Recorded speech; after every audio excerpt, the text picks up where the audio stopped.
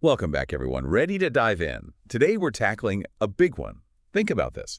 How can developing nations, the global south, fight climate change, but at the same time, grow their economies? Yeah, it's a tough one, a real balancing act. And the research you sent over, it really highlights how complex this whole issue is. Absolutely. We're looking at just transition for the global south, navigating climate change and economic development.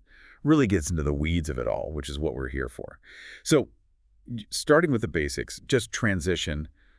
What's that even mean in this context? Well, at its core, it's about recognizing an imbalance, a major one. We're talking about the global south. They're the ones facing the worst of climate change, right? Yeah. Extreme weather, rising sea levels, the effects on agriculture. It's a lot. And on top of that, it's like they didn't even create this problem. Right. They contributed the least historically, yet they're bearing the brunt of it. So just transition is acknowledging that disparity, making sure efforts to, combat climate change don't worsen those inequalities that are already there. Okay, so it's not just about like swapping out a coal plant for solar Mm. panels. It's got to be done in a way that benefits everyone, especially the most vulnerable. Exactly. But let's be real, the challenges are huge. Where do you even begin to even untangle this? Well, one of the biggest hurdles is the cost of capital. I mean, we're talking massive projects here, renewable energy grids, climate resilient infrastructure. This all takes money, serious investment. And for developing nations, that often means high interest rates, really tough loan terms. So not only is going green expensive, it's even more expensive for the countries who are least responsible for causing the problem in the first place. Yeah, it's a real dilemma. But the source does point to some solutions gaining traction. Things like green bonds, sustainability-linked loans, new tools that are emerging. Okay, those sound promising. Yeah. But I'll admit, finance isn't my strong suit. Can you break those down? What makes them different? How do they actually help? Sure. So green bonds, they're designed specifically to fund environmentally friendly projects. The key difference is they can often offer lower interest rates compared to, say, traditional bonds. And there's this growing global market for them, attracting investors who want their money to make a positive impact. So it's like targeted investments going straight to green projects. Yeah. But how do they get those lower interest rates? Who's taking the hit there? Well, it's a few things. Sometimes governments or these big multilateral institutions, they offer guarantees or incentives, to reduce the risk for investors. Makes the bonds more appealing. Other times, it's just supply and demand. Investors are more willing to accept a slightly lower return if they know their money is supporting a greener future. So it's not just charity. It's recognizing the potential of these investments long term. Interesting. What about these sustainability-linked loans? How do those work? With those, it goes a step further. They actually tie the interest rate a country pays to how well they perform on sustainability targets. So let's say a nation hits its emissions goals, invests heavily in renewables. They're rewarded with a lower interest rate on that loan. Oh, that's really interesting, like a built-in incentive, but instead of punishment, you get a financial reward for doing the right thing. But here's the thing. A lot of these economies are built on fossil fuels. How do they just switch, make such a big change? That's where this idea of leapfrogging comes in, which is a really interesting concept. The research suggests that these countries, they don't have to follow that same unsustainable path, the one so heavily reliant on fossil fuels. Yeah. They can bypass that, go straight to a greener model. Just skip the dirty development phase altogether. Yeah. That's a bold idea, but smart too, if it's possible. I mean, they could build a more sustainable future from the ground up. But does that mean they just abandon existing industries? What about the people who rely on those jobs? That's a great question, and it's not necessarily about abandoning them completely, but more about transforming them, thinking differently. The research talks about strategic revenue and asset management, like imagine converting oil refineries into biofuel facilities. Wow. Yeah, okay, I see what you mean. So using what already exists, but making it work for a cleaner energy future. It's about finding ways to leverage existing infrastructure, skills, workforces, but for a more sustainable purpose. It's evolution, not just eradication. Okay, I like that. But we have to be realistic. This kind of change, it takes more than just money and new tech, right? What about the human element in all of this? Absolutely. That's where ESG factors become really crucial, I think. Right, ESG. Environmental, social, and governance. It's more than just a buzzword now. It seems like it's at the core of so many conversations around sustainability these days. How does it fit in with a just transition? Well, it's about making sure this transition, it benefits everyone, not just, corporate profits. We're talking about a more holistic approach to development here.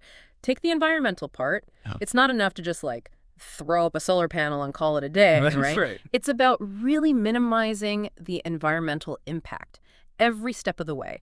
Sourcing the materials, thinking about what happens at the end of their life cycle. So thinking about the whole picture, what about the S, the social part of ESG? It feels like that gets overlooked a lot, especially with these big infrastructure projects. For sure. And it's especially important with a just transition. The research really emphasizes this. Making sure these initiatives respect human rights, that they involve the community and actually benefit local populations, especially the ones who are most affected by these changes. We're talking about creating jobs, improving livelihoods, making sure communities have a voice, that they're actually part of shaping their own futures. So no more pushing through these projects that put profits ahead of people. Right. It's about building trust, making sure everyone has a seat at the table. Okay, so we've got E and S. What about the G, governance?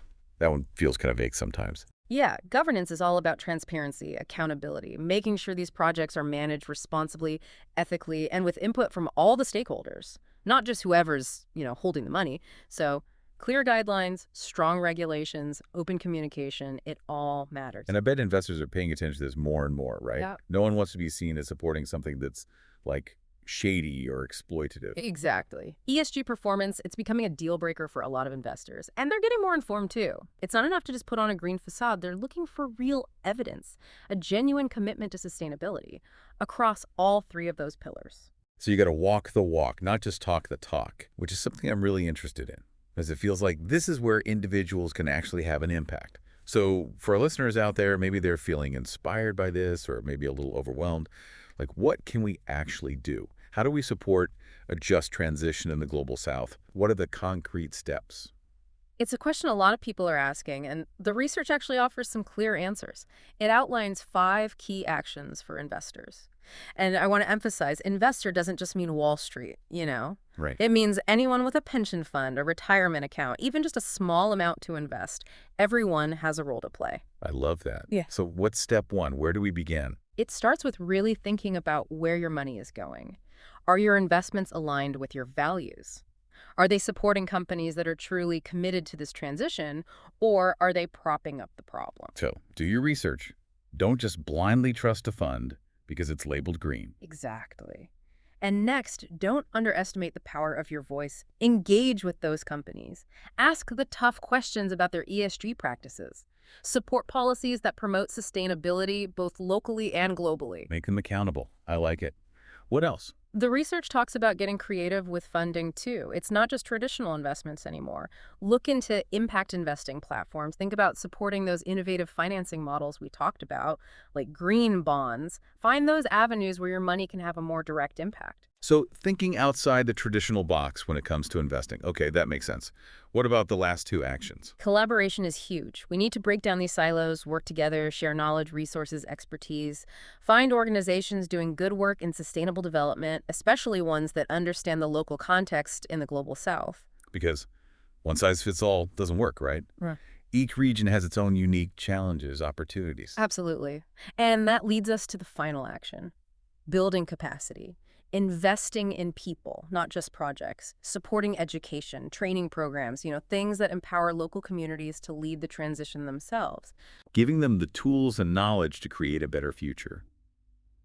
That's powerful. So much to think about. It's about long-term solutions, ones that come from within those communities. Wow, we really covered a lot. For anyone listening who's feeling inspired, but maybe also a bit overwhelmed, what's the key takeaway here? Where do we even go from here? One thing that really stood out to me from the research was how much it focused on energy transition in emerging economies and how it's not about just shutting things down, but transforming them. And a big part of that, the source really stresses this, is respecting the free, prior, and informed consent of those communities, especially indigenous populations, whenever we're talking about these big energy projects. Yeah, because they're not just stakeholders, right? Yeah. They have a fundamental right to have a say in what happens in their own backyard. Exactly. And there's, unfortunately, a long history of those rights being ignored, which has had devastating consequences. So this concept of free, prior, and informed consent, it's crucial. It means making sure those communities have all the information, that they're genuinely consulted, and that their consent is freely given, no pressure or coercion. It's about shifting power dynamics, making sure that sustainability goes hand in hand with justice. Which actually brings me to my final thought.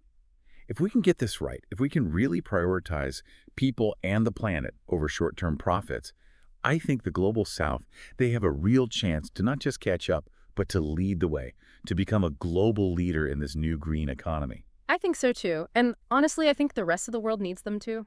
Yeah, absolutely. I mean, they're already showing incredible resilience and ingenuity in the face of huge challenges.